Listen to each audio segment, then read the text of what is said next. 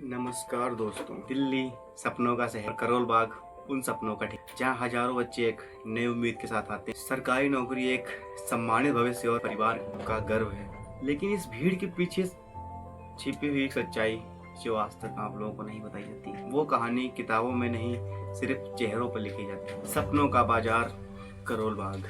करोल बाग अब शिक्षा का केंद्र नहीं, शिक्षा का बिजनेस बन चुका है, जहाँ हर कोचिंग के बाहर लिखा होता है 100% रिजल्ट, 100% गारंटी, सिलेक्शन बेच, टॉपर्स यहीं से।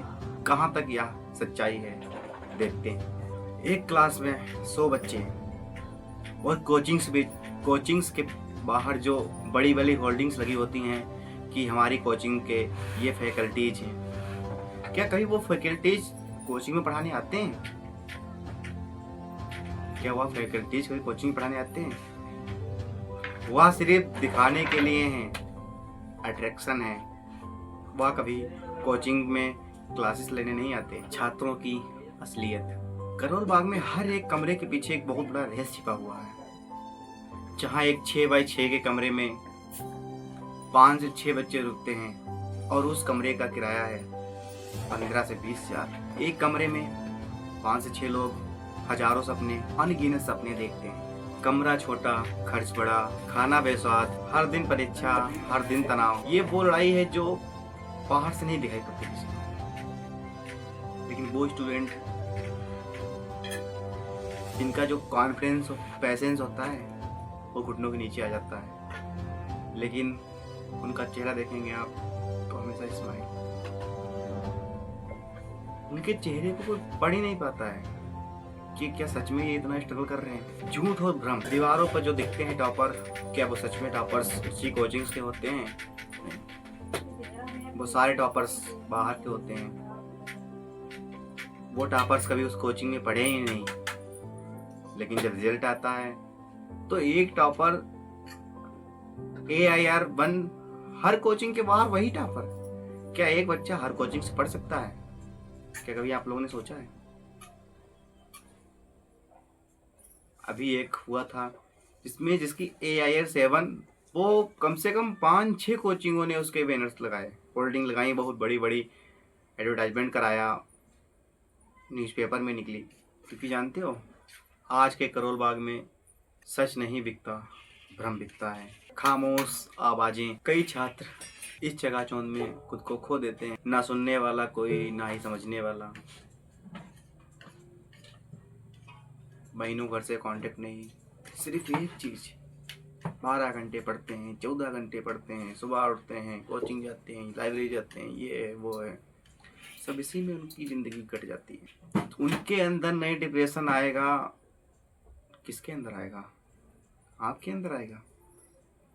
वो बच्चा जो दिन और रात अपने नींद को त्याग कर डिप्रेशन और एंजाइटी, उन विद्यार्थियों के फ्रेंड्स बन जाते हैं।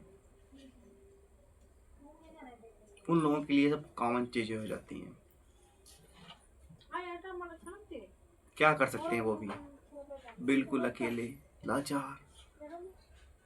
हाथों में सपने बहुत कुछ, लेकिन हाथ खोलते हैं तब हाथों में कुछ नहीं दिख रहा। और जब कोई विद्यार्थी हार मान लेता है तो जानते हो सिस्टम क्या कहता है? वह कमजोर था। क्या कभी किसी ने ये पूछा है कि उसको कमजोर बनाया किसने? जो विद्यार्थी घर से इतने सपने लेकर चलता है, क्या वो ऐसे ही कमजोर बन जाता है? नहीं, उसको कमजोर बनाया जाता है। उम्मीद की किरण। हर अंधेरे में एक रोशनी होती है। करोल बाग में भी ऐसे टीचर होते हैं जो पैसे नहीं भविष्य बनाते हैं, जो कहते हैं पढ़ो ताकि तुम सिस्टम बदल सको। लेकिन ये सच नहीं है।